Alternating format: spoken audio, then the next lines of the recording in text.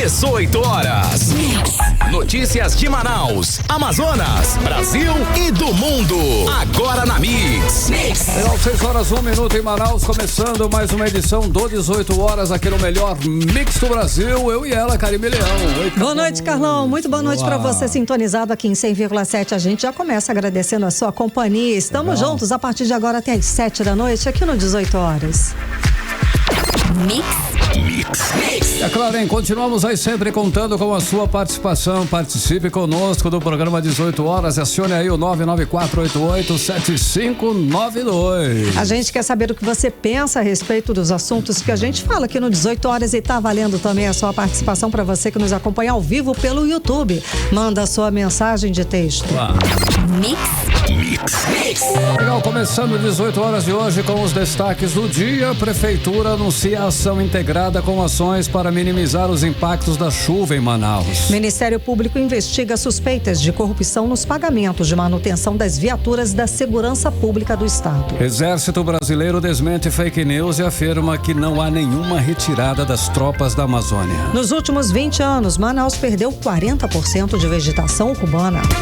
Aos 6:02, mais uma vez, boa noite para você na sintonia certa no melhor Mix do Brasil. Esses e outros assuntos, os destaques desta segunda-feira, 11 de novembro de 2024. Você confere aqui no 18 horas até as 7 da noite. Vamos juntos. 18 horas. Olha só, hein? As fortes chuvas que têm castigado Manaus, a Prefeitura anuncia aí uma força-tarefa para tentar reduzir os impactos causados pelo aumento do nível dos igarapés e também pelo acúmulo de água em diversas áreas da cidade, hein, Karime? Carlão, a ação tem como foco áreas com histórico de alagamentos e deslizamentos que afetam diretamente a família de centenas, a vida de centenas de famílias. O trabalho inclui a limpeza de bueiros e retirada de lixo em entulho, uma medida que já deveria ser parte de uma rotina preventiva, inclusive, mas que agora vem em caráter emergencial. Karime, a força-tarefa, inclusive, mobiliza equipes da Defesa Civil, Secretaria Municipal de Infraestrutura e Meio Ambiente, além da Secretaria de Limpeza Urbana, numa tentativa de evitar mais estragos com as chuvas que ainda estão por vir, né? A ideia é isso mesmo, Carlão, é que o trabalho aí nos pontos críticos de alagamento e deslizamento vai ser possível, com esse trabalho todo, vai ser possível minimizar os impactos nas vias e nas casas mais vulneráveis. De qualquer forma, é importante lembrar que o trabalho de prevenção do poder público é fundamental para evitar esse transtorno aí e deve ser um trabalho contínuo, Carlão? Não é só na época, chegando perto da chuva. Tem que ser direto, tem que ser, dia a dia. A ação emergencial inclui também a instalação de lonas em áreas de risco e também o reforço da assistência a famílias que moram em locais com risco de deslizamento. É um trabalho, é claro, urgente e é muito necessário que seja feito, mas reflete que a falta de uma estrutura de prevenção eficiente, uma política contínua de planejamento urbano que contempla aí a realidade de uma cidade que a cada ano sofre mais e mais com as chuvas. Carlão, e essa ação da Prefeitura vem justamente para prevenir essas situações causadas pelas chuvas. Boa. Vamos ouvir o que o prefeito Davi Almeida falou no lançamento do programa.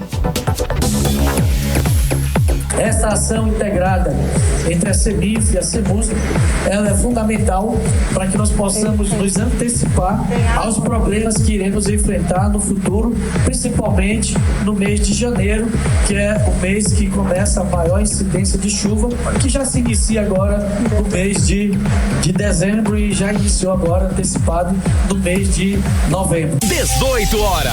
Olha só, hein? Agora também é fundamental a participação da população, é claro, evitando aí descartar lixo nos igarapés e nos bueiros. Para isso também é importante, sim, fazer uma forte campanha de conscientização popular, Karime?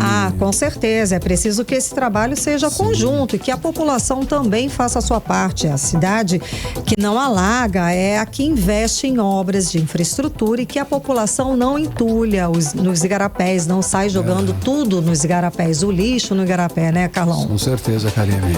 Mix. Olha, Manaus é a capital da Amazônia e é uma das cidades menos arborizadas do Brasil. Dados recentes mostram que nos últimos 20 anos a cidade sofreu uma enorme perda de vegetação urbana, chegando a perder aí, olha só, em 40% da sua área de cobertura verde. Muito, hein, cara? Carlão, chega a ser um contraste gigante, né, para uma região conhecida mundialmente pela sua floresta, mas que nas áreas urbanas tem visto a vegetação desaparecer. E essa falta de arborização traz consequências diretas, claro, para a qualidade de vida de quem mora aqui. Com menos árvores, as temperaturas aumentam, é claro. O ar fica mais poluído e a sensação de calor se intensifica. A cidade sente, é claro, os impactos dessa perda e a população sofre com o desconforto e os problemas de saúde que a falta de verde pode causar. Sem dúvida, Carlão. E a repórter Nathalie Moraes, ela está acompanhando esse assunto e conversa ao vivo agora com a gente. Muito boa noite, Nathalie. Então, você traz pra gente mais detalhes a respeito desse tema e das iniciativas que estão sendo tomadas para reverter essa situação, não é isso? Boa noite. Boa noite, Karime. Boa noite, Carlão. Oi. Boa noite, ouvintes do programa 18 Horas. Karime, é muito difícil, né, a gente falar que por muitos anos a gente chamou essa nossa região de pulmão do mundo, ainda que a gente saiba que é errado, né, fazer essa citação. Mas por muitos anos, para muita gente, a nossa região ficou conhecida assim. E aí vê que hoje, nos últimos 20 anos, a nossa capital é a capital que mais desmatou e que menos verde a gente se vê, é um dado que realmente, né, precisa ser levado para as nossas autoridades e precisa ser cada vez mais rediscutido. Isso porque a gente fala, não é de hoje, de problemas não trazidos não somente para o meio ambiente, em meio a toda essa crise ambiental, mas problemas principalmente na nossa saúde. É difícil você conhecer alguém que nos últimos tempos não tenha sofrido ou não tenha sido impactado, ou seja, pela onda muito forte de calor, ou seja, pela fumaça, ou seja, pela estiagem. Todos nós conhecemos alguém que já sofreu com tudo isso. E esse levantamento do MEP Biomas realmente chega para chamar a atenção de tudo isso, trazendo todo o mapa da cobertura de uso da terra e de onde ainda existe floresta, não somente aqui na nossa capital, mas no Brasil como um todo. Esse foi um trabalho participativo, né, colaborativo, com o trabalho de mais de 100 pesquisadores de universidades e ONGs e também empresas de tecnologias de todo o Brasil, mostrando o quê? Que as cidades brasileiras têm hoje somente uma média de 11% de vegetação, mas quando a gente traz aqui para nossa capital, esse número é bem menor, por isso que preocupa tanto, né? Esse levantamento, ele traz aí o perfil das áreas urbanas no Brasil e com isso, a nossa cidade, a nossa capital, Manaus, aparece aí em 7º lugar quando a gente fala de cobertura vegetal, quando a gente fala de natureza presente dentro da cidade. Esses dados também incluem o Amazonas, por exemplo, no ano passado a gente iniciou o ano com 28,8% de floresta em pé e terminou o ano com 22,1%. Ainda que a gente tenha tido uma redução no número de desmatamento agora em 2024, por exemplo, esse número, eu fui dar uma pesquisada para que as pessoas que estão nos ouvindo consigam entender, representa mais de 100 estádios como a Arena da Amazônia, né? É um número muito grande, é uma área muito grande. Claro. Então, realmente preocupa. E aí a gente conversou com a coordenadora da equipe do MEP Biomas, né? A Mayumi Hiri, e ela traz pra gente um panorama do quanto que as cidades continuam crescendo, né? Ainda que seja no ritmo mais lento, mas com isso, infelizmente, a vegetação nem sempre cresce junto, o que acaba prejudicando a todos nós. Vamos conferir. Mas ainda assim é um crescimento de 85 até 2023 de 2,4 milhões de hectares, o que é bastante significativo. As cidades, elas crescem e a gente percebeu e a gente mediu também que a vegetação urbana cresce também nas cidades. Essa vegetação urbana que nós mapeamos são a vegetação que está nas praças, nos parques, mas está também nas rotatórias, nas áreas de gramado, nas áreas privadas que por alguma razão continuam com vegetação e nas áreas que tem muitas árvores, mas tem uma arborização intensa. 18 horas. Karime, Carlão, ouvintes, né? A gente ouviu aí a fala da Mayumi Hiri, ela que é coordenadora de equipe do MEP Biomas, uma das líderes, né? Legal a gente ver uma mulher liderando aí uma pesquisa tão importante que envolve mais de 100 pesquisadores, né? De universidades, ONGs e empresas ligadas ao meio ambiente de todo o Brasil e do mundo. Essa fala dela mostra pra gente o seguinte, que as cidades crescem, mas nem sempre as áreas de vegetação em torno delas acompanham aí esse crescimento. É desordenado, né? Aqui na nossa capital, a gente sabe muito bem disso, que a nossa capital cada vez mais vem crescendo de maneira desordenada. Inclusive, na semana passada, a gente falou sobre o aumento de construções em áreas de deslizamento, em áreas de encosta. E esses dados, realmente, eles servem para orientar os nossos governantes sobre as políticas públicas, porque a gente está falando de uma baixa vegetação na capital da Amazônia. É contraditório, sem dúvida. E aí, né, a vegetação aqui em Manaus, segundo a pesquisadora, a Mayumi Hiri, ela diz que esse crescimento da vegetação nos últimos 30 anos ocupa aí mais ou menos 9.500 hectares, o que não supera a derrubada que eu disse anteriormente, né? Mas essa perda na vegetação aqui na nossa capital, nesse mesmo período, é praticamente a mesma coisa, né? Chegando a mais de 9.600. O que eu disse? Que a cidade cresce, mas o reflorestamento, o replantio não acompanha esse crescimento. Ou seja, a gente desmata mais do que planta árvores. Então, tudo isso, uma hora a conta vai chegar, né? É o que a gente está vendo agora, E eu né? acho que ela já chegou, inclusive, ainda que esse ano a gente tenha até registrado uma baixa quando a gente fala da fumaça e tudo, mas é uma situação que todos nós, a gente vem sentindo, principalmente quando a gente fala da nossa saúde. Vamos ouvir aí o que diz a pesquisadora Mayumi Hiri. Isso representa um crescimento intenso da cidade, incorporando as áreas de vegetação que estão no entorno da cidade. Essas áreas de vegetação, muitas vezes, elas viram cidade, elas são perdidas e você tem construções de casas, de ruas nessas áreas. Algumas vezes elas permanecem como fragmentos de vegetação dentro da cidade e, ao mesmo tempo, você tem a criação de novas áreas verdes. A gente percebe que o crescimento da cidade é esse crescimento de mão dupla. Se por um lado você perde vegetação no entorno da cidade, por outro lado você tem uma vegetação disponível na cidade. 18 horas. Karime, Carlão e ouvintes do programa 18 horas, a gente ouviu aí a fala da pesquisadora do MEP Bioma, Mayumi Hiri, falando um pouco mais aí pra gente sobre essa questão da vegetação. E aí, só pra eu encerrar aqui, para os nossos ouvintes, pra gente ter uma ideia, aqui mesmo, né, os estados do Norte e Nordeste, eles ocupam, não só, a gente tem aqui o estado com maior proporção de verde e o estado com menor proporção. O Rio Branco, no Acre, é a capital que mais tem área verde no Brasil. Já o Rio Grande do Norte é a capital que mais desmata. E o Rio Grande do Sul é a capital com menor vegetação do país. É isso, Karime e Carlão. Obrigada pelas informações, Nathalie Moraes. Agora, 6h13, você no melhor mix do Brasil. 18 horas. Olha só, quem mora em Manaus já pode ficar de olho, atento aí nas formas de garantir desconto no IPTU de 2025. A Prefeitura está oferecendo benefícios para quem paga o imposto em dia, com descontos que pode chegar aí a 10% no valor total. Maravilha, hein, Carlão? E para quem optar pelo pagamento à vista, o desconto de 10%, como você falou, mas quem preferir parcelar também vai ter vantagem com 5% de abatimento. E quer saber mais sobre como aproveitar aí esse desconto, esse alívio, né, no bolso? O repórter André Meirelles traz os detalhes pra gente, não é isso, André? Boa noite. Como fazer para conseguir? Tem que se inscrever em algum lugar, enfim. Conta pra gente, André. Boa noite. Olá, Karime. Boa noite pra você. Boa noite, Carlão. Boa noite a você que nos acompanha aqui na 100.7.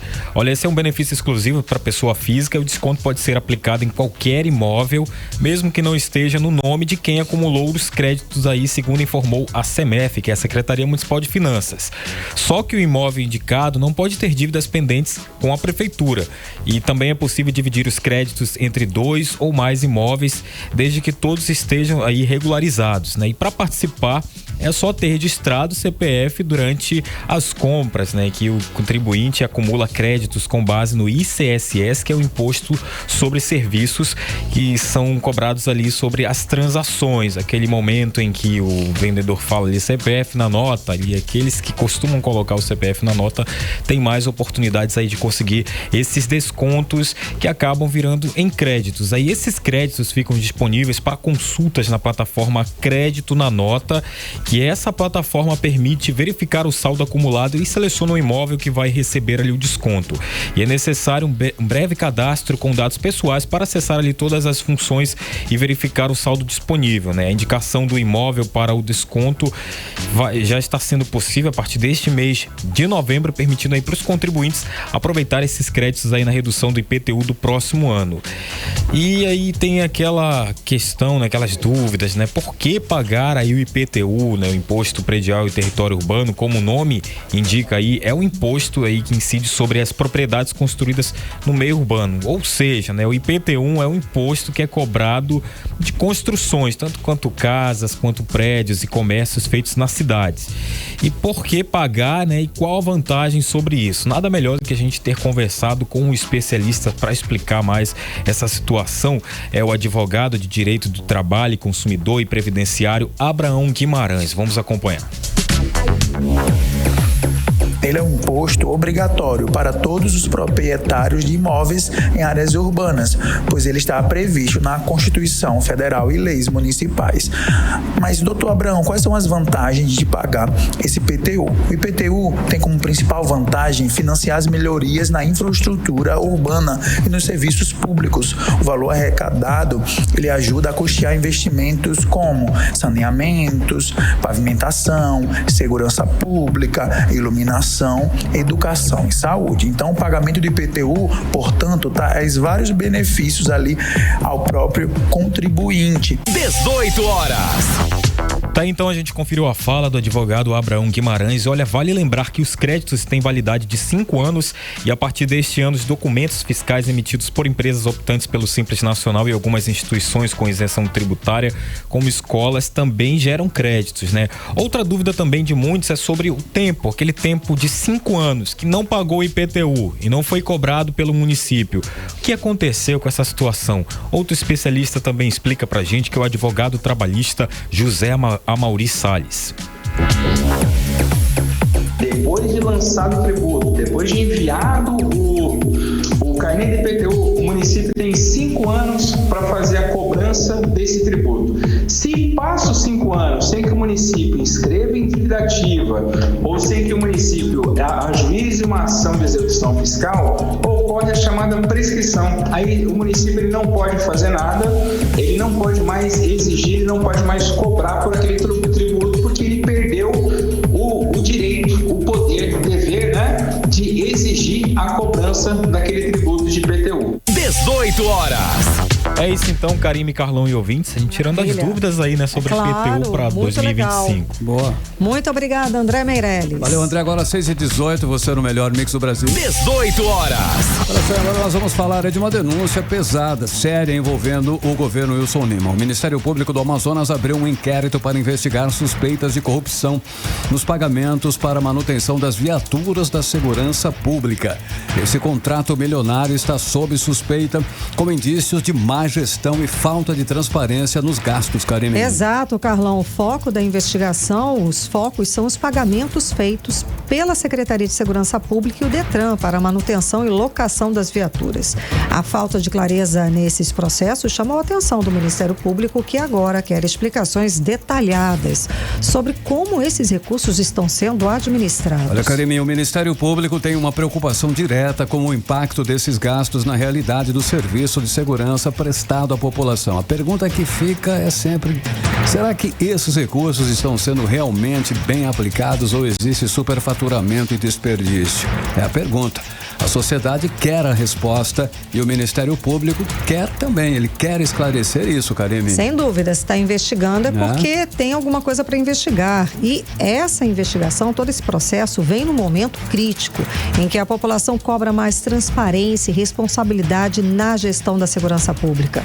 O Ministério Público promete estar de olho nas ações da Secretaria de Segurança e do Detran para garantir que o dinheiro do contribuinte seja aplicado com ética e que realmente melhore a segurança dos amazonenses. Agora 6h20, você no melhor Mix do Brasil no ar. 18 horas. Vamos agora falar dos bastidores da política. Vamos conversar com Cíntia Blink, já está aqui com a gente. Cíntia, boa noite. Então, amanhã o prefeito Davi Almeida, ele vai se encontrar com o presidente Lula numa agenda que foi articulada pelo senador Omar Aziz. Conta mais pra gente. Boa noite. Boa noite, Karine. Boa noite, Carlão. E boa noite pra você que tá com a gente na 100.7. Pois é, tantos personagens nessa história que você traz, né, Karine? Davi Almeida, atual prefeito de Manaus, reeleito. Nós temos aí Omar Aziz, que estava nesse palanque de Davi Almeida aí, que todo mundo sabe visa o governo do Amazonas em 2026.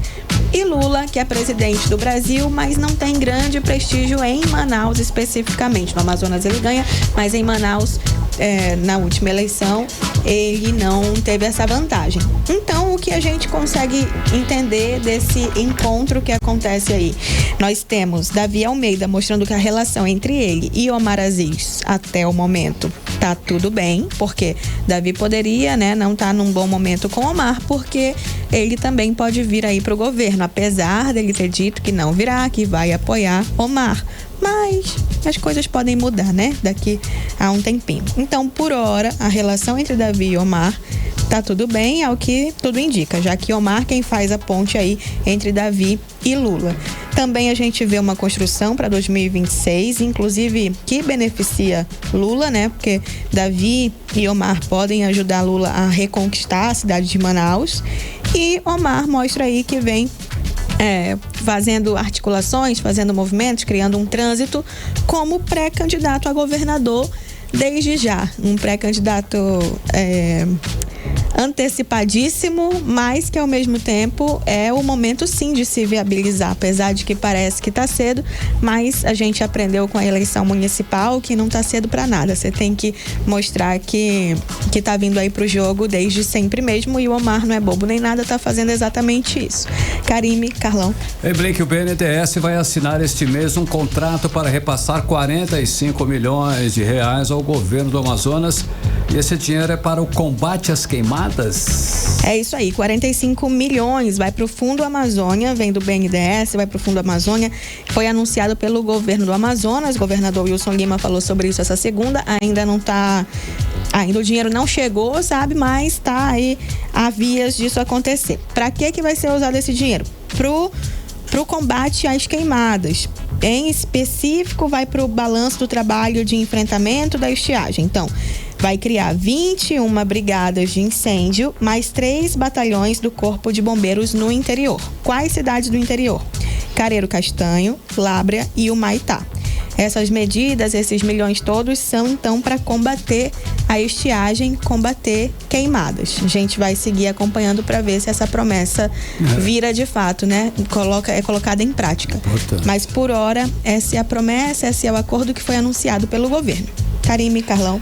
Blink, amanhã vai ter audiência pública na Câmara dos Vereadores para debater a regularização do transporte em motocicletas, transporte por aplicativo, não é isso? O IMMU, quem fez a iniciativa de fazer essa audiência pública, e vai acontecer na prefeitura. Essa audiência pública, ela é para quê? Para criar uma lei específica para regulamentar o trabalho do mototaxista. Já se falou muito sobre isso, mas no fim não existe uma lei que ampare esse profissional. Então, quem vai discutir isso? Além dos próprios mototaxistas, autoridades, representantes da categoria, empresas do setor e a comunidade foram convidados, Agora tem que ver quem vai participar, qual que vai ser o resultado dessa reunião. Não é que o resultado dela já vira lei, tem todo um trâmite aí, A partir desse momento tem que ser apresentada uma proposta de lei na Câmara, isso vai ser discutido por lá, até que chega às mãos do prefeito, que deve assinar, mas o começo tá aí. E esse assunto, ele tem se estendido, então é interessante que todo mundo participe, que todo mundo tome uma decisão. É muito polêmico, cada um tem uma opinião ali, mas para que a coisa saia, esse processo tem que começar. E esse é o começo, uma discussão em audiência pública. Karime, Carlão. Ei, Blink, olha só, começou hoje a 29ª Conferência das Nações Unidas sobre Mudanças Climáticas, que é a COP29. Quem do Amazonas vai participar, né, representando o Amazonas nesse evento? Na COP29 nós temos apenas por hora um secretário de meio ambiente do governo do estado do Amazonas. Não há ainda nenhum representante da prefeitura de Manaus e nem outro nome aí do governo do Amazonas. Manaus está muito tímida nessa COP aí COP29. E a ideia é que em 2030 Manaus apareça um pouco mais, apesar da sede ser Belém, mas que colabore mais, né? Mostrando ali projetos e tudo mais. Não é bacana que Manaus ou Amazonas, no caso, esteja de fora, ou praticamente de fora dessa discussão, porque é um assunto que muito nos interessa, né? COP discute aí meio ambiente e a gente até outro dia estava com problema respirando fumaça, tem a questão de queimada, tem a questão de estiagem, a gente é atingido em cheio. Né, exatamente. Outro dia ontem. Ontem e hoje. A gente é atingido em cheio por questões climáticas e o que acontece aqui atinge o Brasil e o mundo todo. Então, acho que a gente tem que tomar o protagonismo que é nosso, mas por hora, isso não é o que está acontecendo. Gente, eu queria falar sobre a escala 6x1, porque está super acontecendo. Todo mundo está falando, né? Nas redes sociais, invadindo o espaço de Brasília aqui, mas vambora? Não, e a galera vai dizendo quem já votou, quem não votou, tá uma confusão, uma salada toda, tá uma caça às bruxas aí. Então, vambora. Olha só, o que a escala 6x1 tá falando? Na verdade, a proposta é da Erika Hilton, aquela que fala não tolerarei. Ela propôs que tenha o fim da escala 6x1. 6x1 é trabalhar 6 dias e 1 dia folgar. Então, ela entende que deve se passar para 5 dias de trabalho, trabalhar de segunda a sexta, sábado e domingo folgar. Para que essa... É uma PEC, né? Então, tem que mudar a Constituição. Para que isso mude, para que essa discussão aconteça, primeiro, tem que ter 171 assinaturas, porque são 513 deputados, aí um percentual lá que eu não sei qual leva a 171, que número inteiro? 171 deputados federais têm que assinar para que isso seja discutido, para que essa mudança na lei comece a tramitar. Então, por hora, ninguém votou nada. Só estão assinando para dizer, ok, vale a gente discutir isso ou não vale a gente discutir isso. Do Amazonas, nós temos 8 deputados federais. Deles, apenas um votou que sim, a gente deve discutir essa PEC, talvez alterá-la, que foi o deputado Saulo Viana. O interessante disso, Saulo Viana é empresário. Ele tem empresa, a família dele tem empresa. Então, em teoria, ele deveria se posicionar contra, porque pode ser um prejuízo para empresários. Mas, para o trabalhador, é importante. Saulo falou sobre isso, ele disse que ele entende que isso deve ser discutido porque o formato atual, 6x1, ele faz uma sobrecarga física e emocional no trabalhador e isso pode prejudicar, prejudica a saúde do trabalhador. Quem também se manifestou sobre isso, mas não assinou, foi Amon Mandel. Amon, que ontem, era candidato a prefeito. Ele disse que ele tende a achar que essa proposta vai prejudicar a economia, mas que ele pode ser convencido do contrário. Ou seja, encontrou um muro para sentar, né, Amon? É isso. E os outros ainda não se manifestaram. Ainda dá tempo de assinarem? Sim. O fato é que tem que encontrar essas 171 assinaturas para que isso passe a valer, essa discussão passe a acontecer. Para que tenha discussão ainda, porque não está nada, votou contra ou votou a favor, não existiu isso ainda. Ainda não, mas não assinar nos informa que a pessoa não quer nem levar isso à discussão. Pronto. Mas essas pessoas que assinaram, uma pressão muito alta nas redes sociais para que esse assunto seja sim discutido. Eu imagino que ele vai acabar ganhando no cansaço mesmo das pessoas se manifestando, porque a gente, né, tem um poder enorme em cima dos políticos, que é voto. Então, quando você se posiciona dizendo, olha só, eu quero que isso aqui seja discutido, ou então a resposta vai ser essa daqui, você não retorna a esse lugar ou não vai alçar voos maiores porque eu não vou mais votar em você, essa pressão funciona. Isso é o básico da democracia. É a pressão das redes sociais hoje, agora, né? Falar que vai modificar, agora eu já estou opinando, modificar aí a prejuízo para a economia é um pouco... Não, eu acho que é muito raso ver, porque tem tanta licença, tem tantas doenças como burnout, várias outras. Que também mexe com a economia. Exatamente.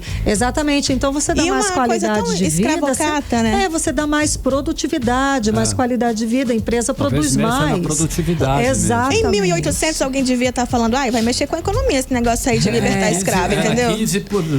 Sem dúvida, muitos falaram que iam mexer. Muita gente teve prejuízo. Era o mês todo, né? Os escravocratas brasileiros, os daqui, pediram até restituição do que eles perderam. A idade média era 30 anos. Quando a escravatura. E eu já tinha ido, então. Enfim. mas aí esses são os que falaram que é válido sim discutir o assunto, que já é alguma Saulo coisa. Já assinou, os outros todos não. E Amon falou que ele acha que vai prejudicar a economia, mas que ele pode ser convencido do contrário. Talvez ele assine, talvez não, só Deus sabe. Tá no muro. Então é isso. Tá eu volto com mais informação pra você amanhã. Obrigada, Blink. Até amanhã. Valeu, Blink. Agora são 6h30. Você no melhor mix do Brasil. Mix. Olha só, o ministro da Educação, Camilo Santana, informou que a divulgação do gabarito oficial do Exame Nacional do Ensino Médio Enem será antecipada, Karine. Exato, a previsão era divulgar o gabarito no dia 20 de novembro, mas o ministro disse que vai ser divulgado essa semana.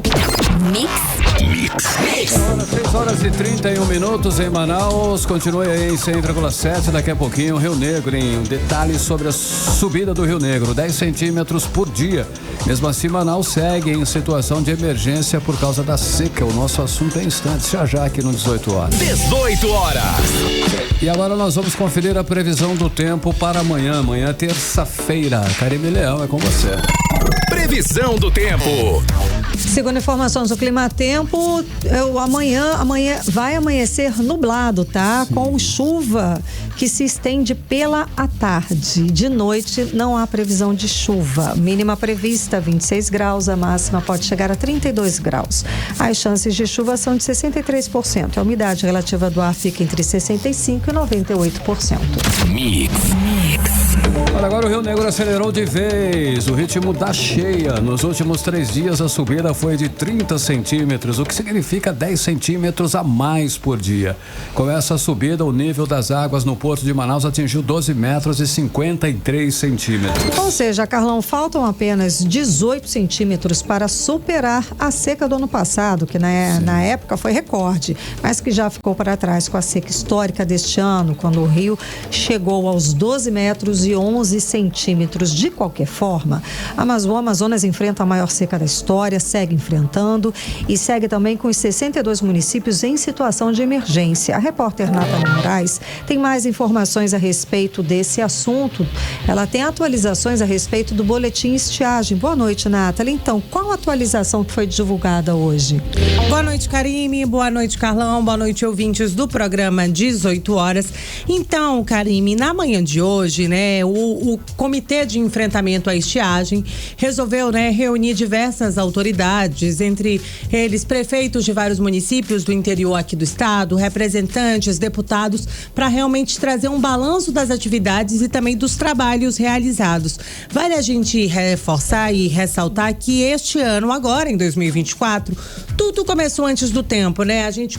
Na verdade, a gente nem conseguiu nem se recuperar da estiagem do ano passado para poder respirar sossegado, mas porque os trabalhos eles foram ininterruptos. Agora, durante esse balanço apresentado na manhã de hoje, um número que me chamou bastante atenção foi apresentado pelo governador Wilson Lima, trazendo que o número de queimadas aqui no nosso estado praticamente tinha zerado. E aí eu fiquei meio que curiosa, né, Karine?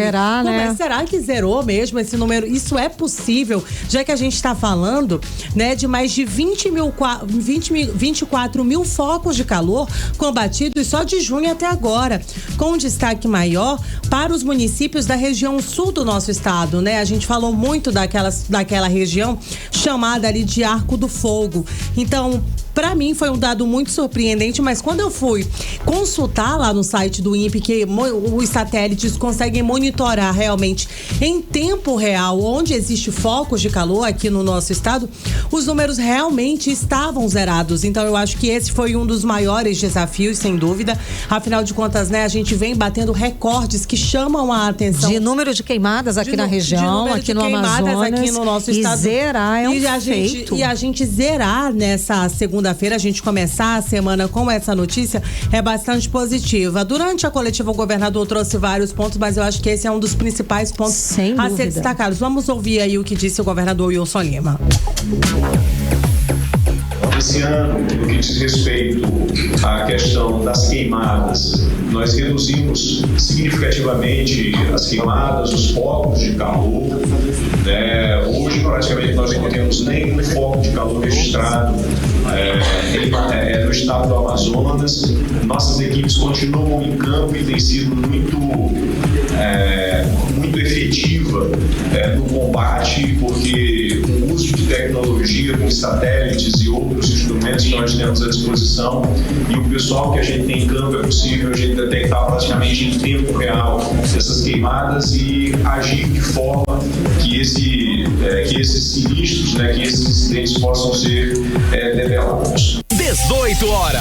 Karime e Carlão, ouvintes do programa 18 horas, a gente acabou aí de ouvir a fala do governador Wilson Lima durante a reunião do Comitê de Enfrentamento à Estiagem, atualizando, Karime, todos os 62 municípios do nosso interior seguem em situação de emergência, mais de 120 mil famílias afetadas diretamente, o que isso a gente somar isso daí dão mais de 840 mil pessoas, e mesmo com todo esse trabalho tendo sido antecipado, eles não conseguiram, minimizar nem diminuir esse número. Isso porque a gente está registrando a maior seca pelo segundo ano consecutivo, a maior seca da história. Mas mesmo com a antecipação de alguns trabalhos, esses números eles não reduziram, muito pelo contrário, eles aumentaram. Outro dado que também chamou a atenção foi quando eles explicaram pra gente sobre a situação das calhas dos rios. Realmente alguns deles já iniciaram o processo de enchente, o processo de cheia. Eles estavam se referindo ao Alto Solimões, o Juruá e o Purus. Já as calhas do Baixo Amazonas, Baixo Solimões, Negro, Médio Amazonas, Médio Solimões e Madeira, ainda que o Rio Negro ele tenha tido esse pico aí de 30 centímetros durante o fim de semana, eles ainda não consideram que a gente tenha entrado no período da enchente. Certo. A gente precisa aguardar mais alguns dias, a chovida em outras cabeceiras, para que então a gente possa realmente noticiar que a gente já iniciou esse pico de subida mesmo, até porque nos últimos dias a gente tinha dado uma estagnada, até baixou, secou um pouco, Exatamente. E aí, além de todo esse trabalho, eles também trouxeram dados, da ajuda humanitária. Foram mais de 3 mil toneladas de cestas básicas distribuídas, 20 toneladas de medicamentos e insumos, mas outro número que também me chamou bastante a atenção foi o número de multas aplicadas. A gente está falando de multas aplicadas por pessoas que descumpriram leis ambientais. Só pra gente ter uma ideia, foram mais de 211 milhões de reais de multas aplicadas este ano. E aí, para encerrar, Karime e Carlão, mais de 190 pessoas foram presas aqui no nosso estado. Boa. Por também, descumprirem aí as leis e normas ambientais. Ótimo, Nathalie. É isso. Boa noite para vocês, Karime e Carlão. Muito obrigada pelas informações. Carlão, pelo menos estão aplicando multa, estão correndo atrás aí desses criminosos. Agora, justamente para ajudar nesse cenário de pior seca da história, o governo federal liberou mais de 51 milhões de reais. No total, vão ser 37 municípios beneficiados, além das secretarias estaduais aqui do Amazonas e do Acre. Karime, esse recurso aí faz parte de um pacote emergencial para atender a população afetada pelas estiagens, especialmente nas comunidades ribeirinhas, onde a falta d'água e alimentos é bem crítica. E essa verba deve ser destinada a ações de assistência básica, como distribuição de cestas básicas, fornecimento de água potável e outras medidas para aliviar a situação das famílias impactadas. Essa ajuda vem em um encontro, em um momento crucial, com a seca atingindo níveis recordes. O Amazonas enfrenta um cenário que é preocupante. E as comunidades, Karime, isoladas, são as mais vulneráveis, elas que estão ali realmente necessitadas.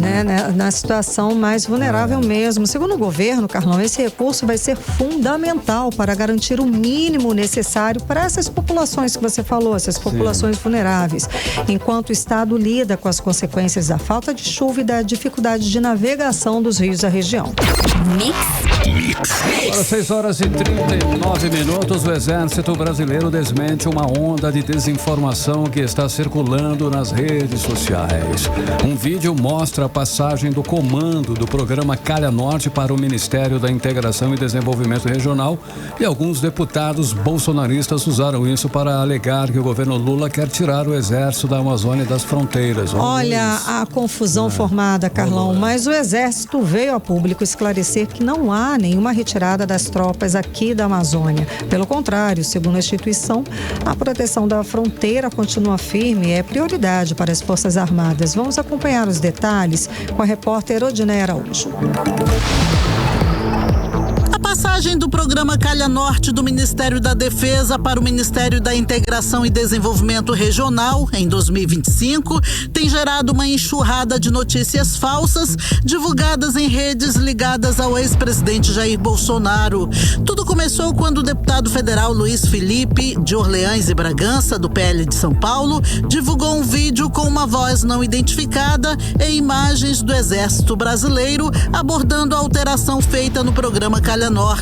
Sobre o vídeo, há o texto dizendo que o Exército sairá da Amazônia e da fronteira por ordem do presidente Lula. E na legenda da publicação está escrito que depois desse governo teremos que reconquistar o Brasil.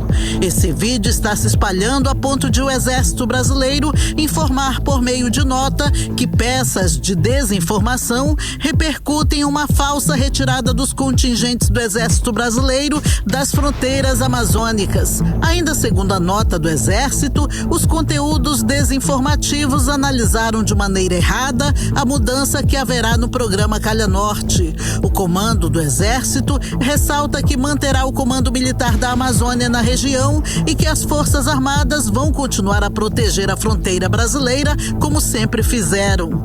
O Ministério da Defesa também se manifestou dizendo que as Forças Armadas são responsáveis pela defesa do território brasileiro e pela proteção da soberania nacional e continuam atuando normalmente na proteção das áreas de fronteira.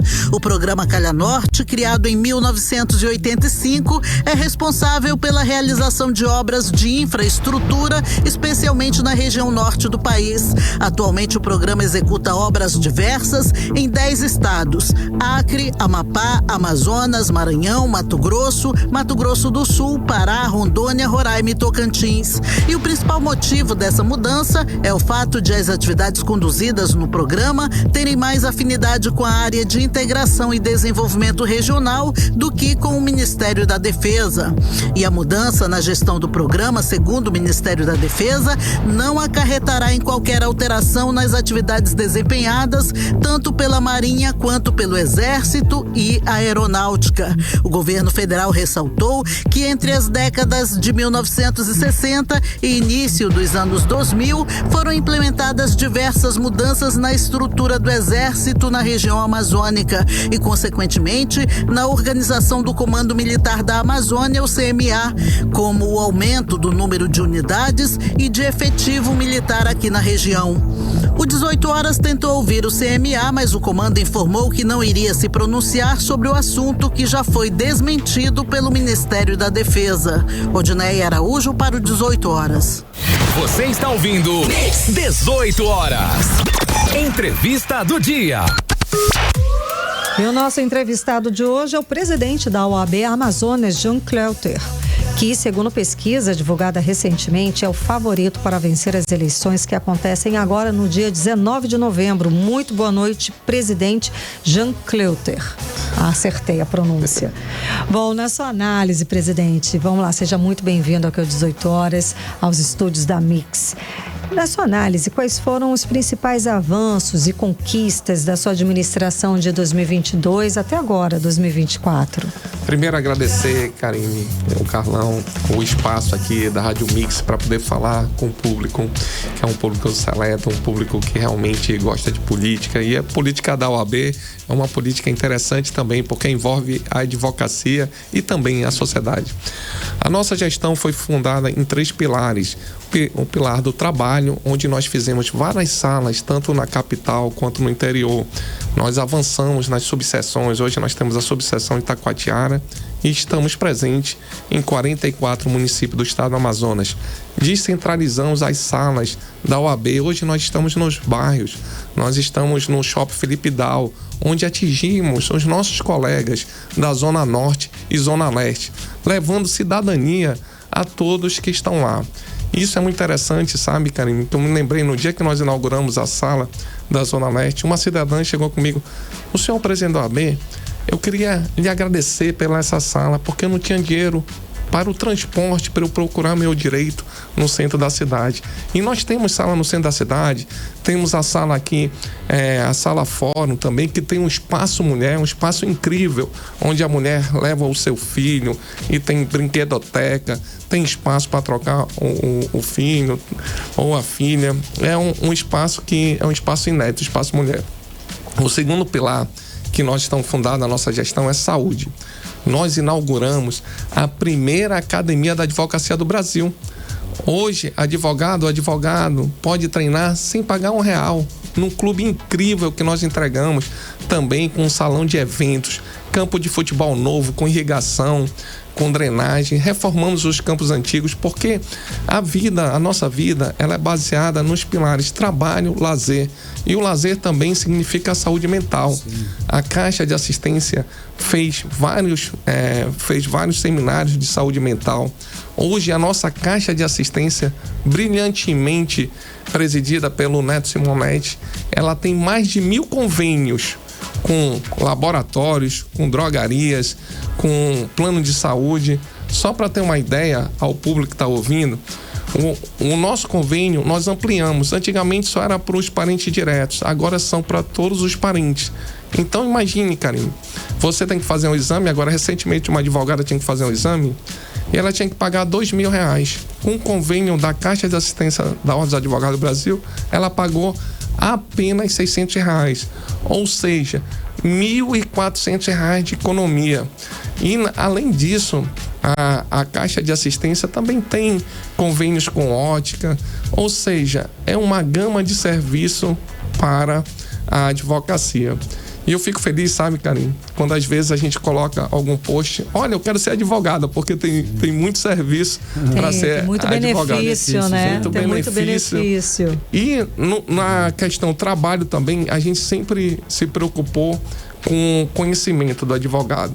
A nossa ESA também, brilhantemente coordenada pelo nosso diretor, Carlos Alberto Ramos, nós fizemos várias pós-graduações, pós-graduação em Direito do Trabalho, em Processo Civil, em Previdenciário. Além disso, vários cursos de especialização, cursos de marketing e cursos de gestão de escritório. Isso voltado para a jovem advocacia. Nisso tudo, veja só, nesses pilares, o jovem advogado hoje, ele não precisa alugar uma sala. Ele não precisa comprar uma sala, não precisa comprar móvel, porque a OAB, ela devolve toda a anuidade para o advogado. E aproveitando, nós estamos há 3 anos sem aumento da anuidade. O que significa não aumentar a anuidade? Significa um desconto, porque a anuidade foi corroída pela inflação. Ou seja, nós somos uma gestão austera que, com a nossa economia, com a nossa gestão, nós estamos conseguindo entregar tudo isso para a advocacia amazonense. E aí, se deixar o presidente... Se deixar o presidente vai falando. Vai falando. Tem muita, realmente, mas são muitos serviços, muitos benefícios em pouco tempo, né? Mas pergunta aí, Carlão. Agora, falando da eleição em si mesmo, o senhor, inclusive, declarou que ele não seria candidato à reeleição, mas mudou de ideia, claro. O que o fez decidir ser candidato novamente, presidente? Muito bom, Carlão. Essa eleição, ela está... vamos dizer assim, cheia de desinformação, mudança de data, tudo o que parece que as pessoas querem fazer da eleição do OAB é uma eleição diferente. Eu acho que a eleição ela tem que ser feita de propósito. O vídeo que passou refere-se à eleição de 2018, em que eu tinha um grupo e nesse grupo eu tinha um compromisso de não ir para a reeleição. E o Choi ganhou essa eleição sendo reeleito. Na eleição de 2021, eu já não tinha esse compromisso, porque eu já estava junto do CHOI e nós tínhamos um compromisso, sim, de unir o grupo. E todos, aí eu fico muito feliz. Quero agradecer a todos os conselheiros, todos os membros de comissão, todos que participam da OAB, que pediram pelo meu nome para nós continuarmos. Agora, nós não podemos fazer política com desinformação. Tenha consciência, na hora que você for publicar um negócio desse, diga, é da eleição de 2018, não a de 2021. Não queira confundir a advocacia. Nós não vamos deixar isso acontecer. Nós temos responsabilidade. E isso é muito importante. Então, eu também quero dizer outra coisa. Aproveitando, não sei se vocês vão perguntar, tem uma candidatura aí dizendo que vai tirar o Projude. Não pode. O Projude é competência do Tribunal de Justiça do Estado do Amazonas. Nós temos que ter responsabilidade, temos que ter ponderação em equilíbrio. Nós não vamos admitir desinformação, fake news na nossa eleição. E digo mais, quem está indo por esse caminho se engana. A advocacia vai avaliar as propostas, vai saber votar no dia da eleição. Eu tenho certeza disso. Presidente, o acesso à justiça e a defesa das prerrogativas dos advogados sempre foi um tema importante, óbvio, para a OAB. Quais são os desafios que o senhor percebe hoje nesse campo aqui no Amazonas e como pretende atuar para garantir ainda mais a efetividade das prerrogativas da advocacia no seu próximo mandato, caso reeleito? Bem, a gente tem que fazer uma contextualização, porque aqui nós temos também um público muito grande da sociedade ouvindo. O advogado, quando ele está atuando, ele está defendendo quem? Um cidadão. Uma pessoa, um cidadão. Uma pessoa, um cidadão. Se ele tem as prerrogativas violadas no exercício da sua profissão, quem está sendo prejudicado é o cidadão. Então, a prerrogativa do advogado, ela é a prerrogativa da sociedade, é a prerrogativa do cidadão, que tem que ver a Constituição ser cumprida, o seu direito de defesa, o seu direito do contraditório, o seu direito ao devido processo legal. Por isso, nós somos inabaláveis no combate a qualquer violação de prerrogativa. E aí, fica a oportunidade, na sua pergunta, nós historicamente, na nossa gestão, nós fizemos os três desagravos. O primeiro, e fizemos 3 desagravos no interior do estado do Amazonas. O primeiro desagravo foi em Parintins, em razão da violação da prerrogativa da presidente, que não pôde acompanhar o seu cliente em uma audiência. E nós fomos a Parintins desagravá-la. Nós fomos a Novo Airão desagravar uma advogada que não conseguiu cumprir um mandado judicial junto com a oficial de justiça. Nós fomos ao interior do estado. Nós fomos ao Rio Preto da Raiva desagravar um advogado que também foi agredido lá. Ou seja, nós fomos para frente do batalhão da Polícia Militar desagravar um advogado que teve o seu dia lá da sua atividade brecada por um policial. Nós temos que dividir um policial que não é um policial bom, nós vamos para a corregedoria, vamos para todos os lugares. Isso é importante dizer. Por quê? É isso que eu volto agora para o início. Quem é que estava sendo prejudicado? Parece que era o advogado. Mas era o cliente, era o cidadão. Está precisando de uma defesa, enfim. Então, uma coisa importante também, que eu quero aproveitar esse espaço, que eu sei que tem grande audiência. Obrigada. Quando uma atual candidata a presidente fez um desagravo na frente da delegacia, eu estava lá. E posso dizer para você com certeza, pelo menos nesses 4 desagravos ela não estava presente. Eu quero dizer que quando acaba a eleição, tem que estar todo mundo junto. Tem que estar todo mundo junto para defender a advocacia, para defender a sociedade, para defender o Estado democrático de direito. Isso nós temos que ser firmes, e a nossa ordem dos advogados do Brasil é firme nesse sentido. E para finalizar, né, Carlão? Esse é seu lema. Se você pudesse falar um lema da sua reeleição, qual seria, doutor? Sim. Eu chego em casa todo dia com sentimento de dever cumprido, porque nós trabalhamos muito, não só eu, toda a gestão, toda a diretoria, todos os conselheiros e conselheiras, todos os membros de comissão, todos os colaboradores da OAB. Então, o nosso lema é muito trabalho. E para nós avançarmos mais, nós precisamos que o advogado e advogada, no dia 19, vote no 30, para nós avançarmos mais. Eu rapidamente queria dizer o seguinte: eu comecei a trabalhar com 16 anos na metalúrgica do meu pai, paguei a minha faculdade com cadeira. Nós não temos medo de trabalho e nós queremos trabalhar mais para a advocacia. E para finalizar, uma da reflexão, quando me chamaram para ser candidato à reeleição, eu pensei o seguinte: se eu não tiver com muita vontade de trabalhar, eu não serei candidato. Eu acho que a eleição não se decide por um fato que ocorreu em 2018, e sim com a sua vontade de trabalhar e com a sua vontade de servir a advocacia. Por isso que o nosso lema é muito trabalho. Tá ótimo, muitíssimo obrigada pela sua presença, conversando aqui com a gente. Quer lembrar alguma coisa? Sem dúvida, o espaço é seu. Vamos ver aqui. Diga. Uma fala a mais. É porque essa frase aqui, sim. Eu comecei a falar porque é o seguinte: nas redes sociais e no papel cabe qualquer proposta, até proposta absurda, proposta que a pessoa sabe que não vai fazer, mas ela acha que vai enganar a advocacia, e isso não vai acontecer, né? Por isso que eu falo que é muito fácil falar, o difícil é fazer. Por isso que nós somos muito trabalho, é isso que nós vamos continuar fazendo, se a advocacia e Deus nos permitir. Muitíssimo obrigada, presidente, pela sua presença conversando com a gente aqui no 18 Horas. Obrigado, Karine, obrigado, Carlão. Valeu. Pela oportunidade incrível que vocês deram para nós falarmos com todo esse público. Imagina, a gente que agradece e sucesso, estamos à disposição. Obrigado. Conversamos com o presidente da OAB Amazonas, John Cleuter. 6h56 em Manaus. 18 horas. Agora nós vamos conferir os principais notícias de Brasília e da bancada do Amazonas no Congresso Nacional. 18 horas. Reforma tributária em debate. O Congresso Nacional retoma as discussões sobre a reforma tributária nesta semana. Parlamentares buscam consenso para aprovar mudanças que simplifiquem o sistema de impostos e promovam justiça social. Orçamento 2025. A Comissão Mista de Orçamento inicia a análise das emendas parlamentares ao projeto de lei orçamentária anual de 2025 e a expectativa é que o relatório final seja votado até o início de dezembro.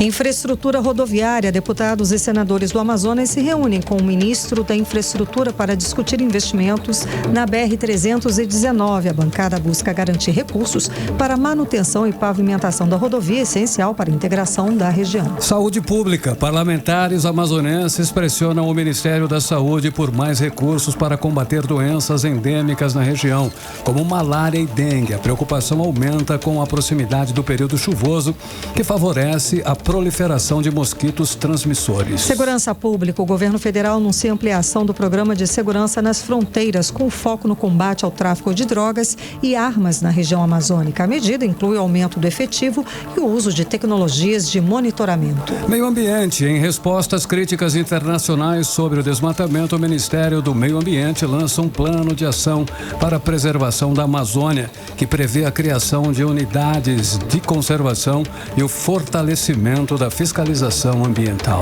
18 horas. Olha só, o suspeito Matheus da Silva Mineiro, apontado como autor do homicídio do enfermeiro Daniel Solarte Nunes, de 27 anos, foi preso no município de Presidente Médici, interior de Rondônia, 2 dias após o crime, Karine. Exato, esse caso foi na sexta passada. Vamos relembrar, segundo a polícia, o enfermeiro Daniel Nunes foi morto a tiros pelo ex-namorado da atual companheira depois de uma briga na saída de um bar.